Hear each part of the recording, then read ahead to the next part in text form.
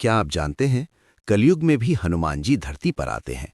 लेकिन हैरानी की बात यह है कि उन्हें सबसे ज्यादा किसी बड़े मंदिर में नहीं, बल्कि एक खास जगह पर देखा जाता है। बहुत समय पहले काशी के पास एक छोटे से गांव में रामदास नाम का एक गरीब लेकिन सच्चा भक्त रहता था।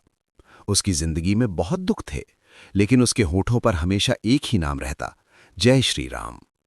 रामदास के मन में एक सवाल बार बार उठता था, क्या सच में कलयुग में भी हनुमान जी धरती पर आते हैं? एक दिन गांव में एक वृद्ध संत आए।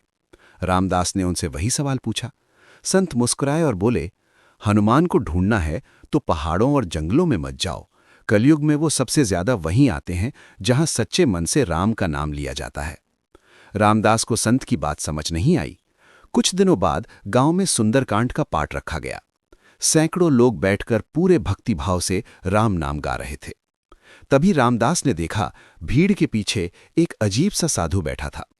उसका शरीर बहुत बलवान था, आंखों में तेज था और वो सबसे ज्यादा भाव से राम नाम सुन रहा था। जैसे ही पाठ खत्म हुआ, रामदास ने उस साधु को ढूंढना चाहा, लेकिन वो साधु अचानक गायब हो चुका था।